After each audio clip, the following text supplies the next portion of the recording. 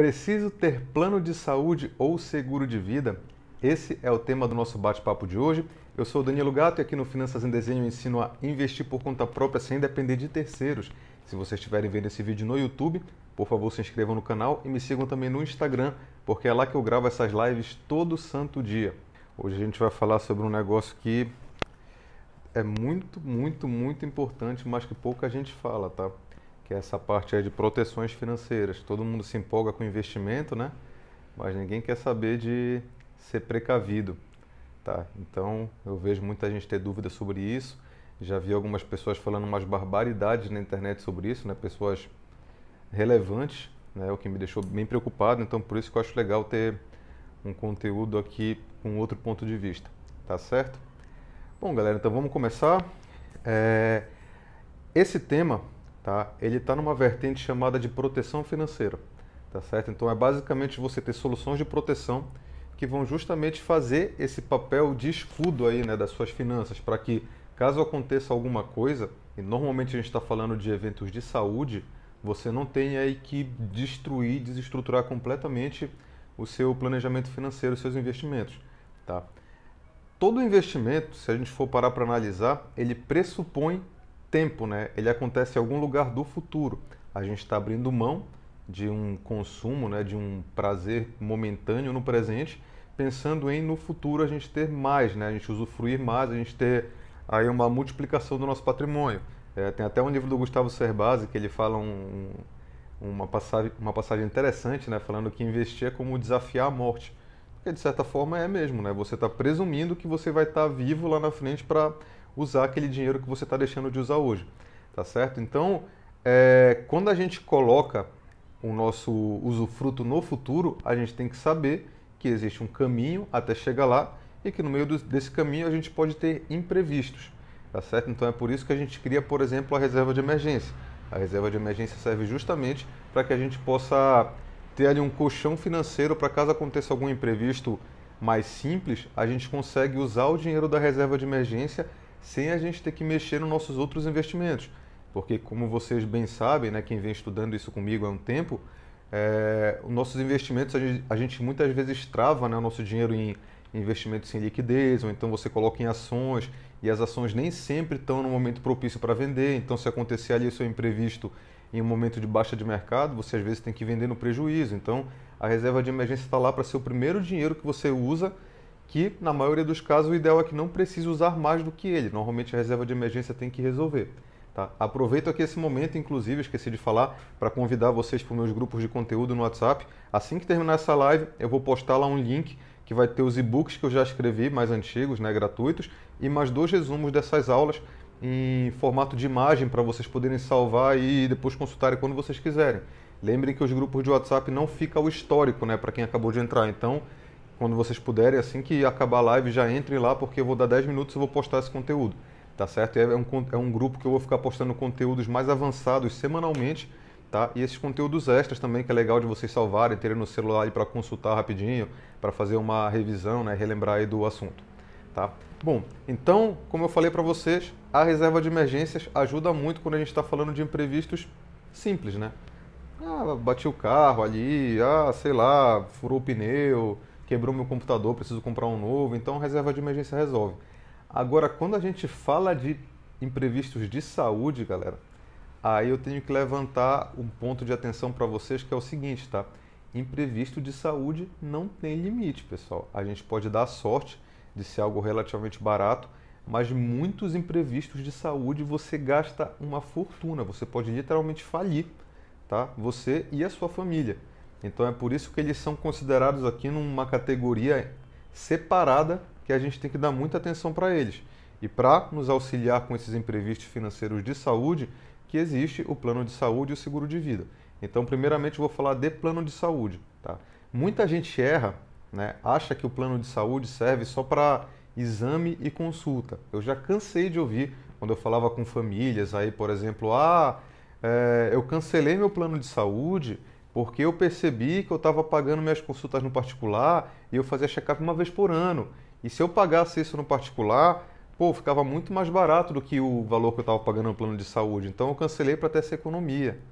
Galera, plano de saúde não serve para pagar exame e consulta, tá? Não é a função principal, isso daí é só o extra, tá?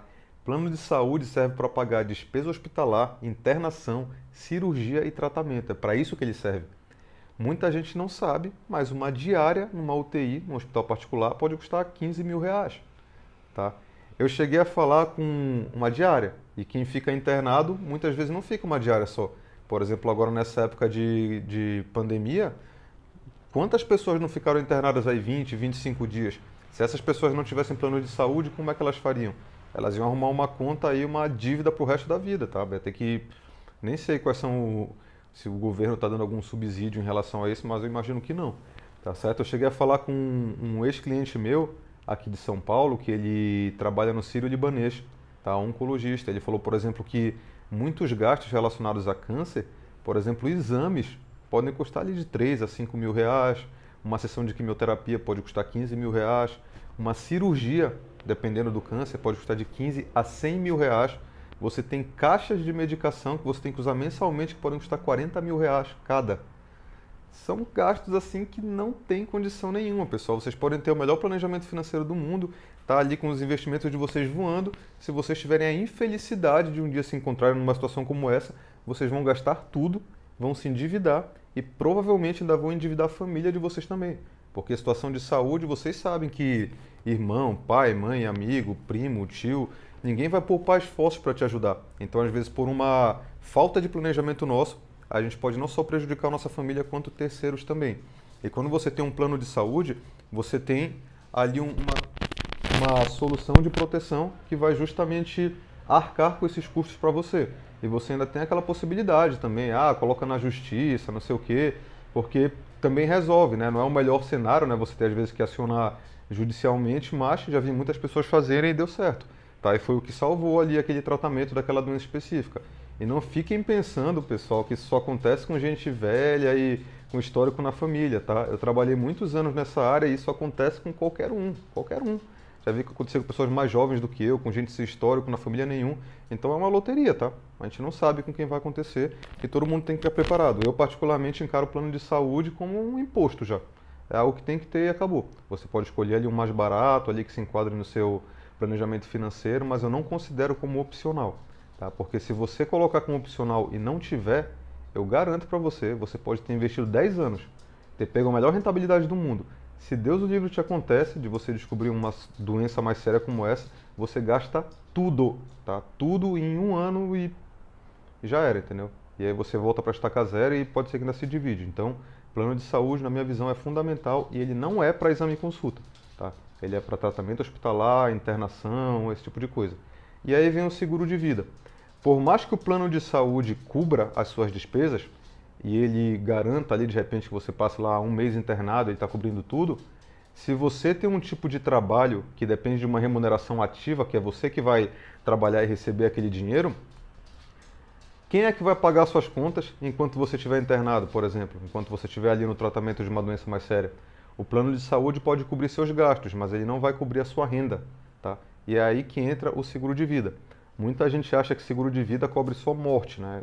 Foi-se o tempo que cobria só morte. Óbvio que para quem tem filhos dependentes financeiros, você ter uma cobertura para sua família é algo importantíssimo.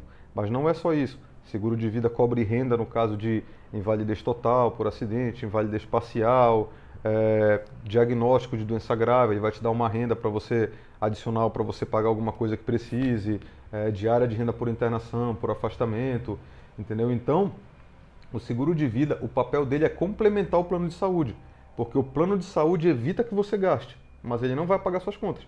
Ele não vai pagar seu aluguel, não vai pagar seu financiamento, não vai pagar a escola dos seus filhos.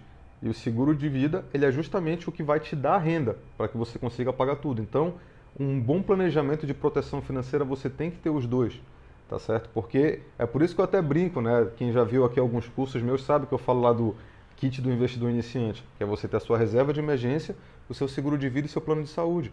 Se você não tiver algum desses três, galera, você é meio que parece aquelas pessoas que estão investindo, mas está devendo no cheque especial, entendeu? Porque se acontecer a situação, vamos chamar assim, acabou, cara, seu investimento não vai servir para nada. Eu garanto para vocês, não vai servir para nada.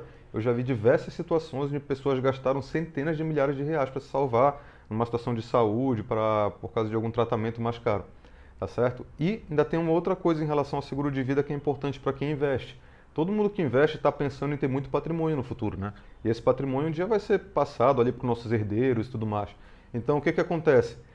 Muita gente não sabe, mas quando a gente falece, todo o nosso patrimônio entra em inventário, tá certo? Que é aquele processo onde você vai ter que levantar, né, tudo que a pessoa tem, identificar os herdeiros para poder distribuir o patrimônio entre eles. Só que muita gente não sabe, os herdeiros precisam pagar para receber esse patrimônio, né?